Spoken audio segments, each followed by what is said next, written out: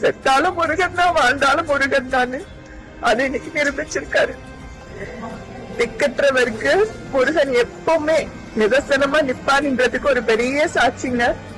போன வாட்டி அபிஷேகத்துக்கு சுவாமி மலைக்கு வரும்போது சுவாமி அடுத்த வாட்டி வரும்போது பச்சை கலர் வேஷ்டி வாங்கிட்டு வா அப்படின்னு சொன்னாரு.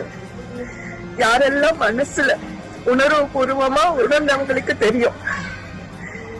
அவரோட குழந்தை நான் வாங்கிட்டு வந்திருக்கேன்.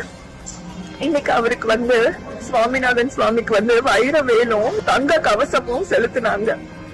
அதுல நான் வாங்கிட்டு வந்தது பச்சை வேஷ்டி பாத்தீங்களா, அது விலை 460 ரூபாய் தாங்க. ஆனா அவரு திருமேனியில போட்டிருந்தாங்க, வேஷ்டி கட்டிருந்தாரு. என்னோட அப்பா பொண்ணு வாங்கிட்டு வந்திருக்குன்னு ஆசையா கட்டிட்டாரு. எவ்வளவு மனசு கஷ்டமா இருந்தாலும் அவர்கிட்ட வேண்டுவேன்,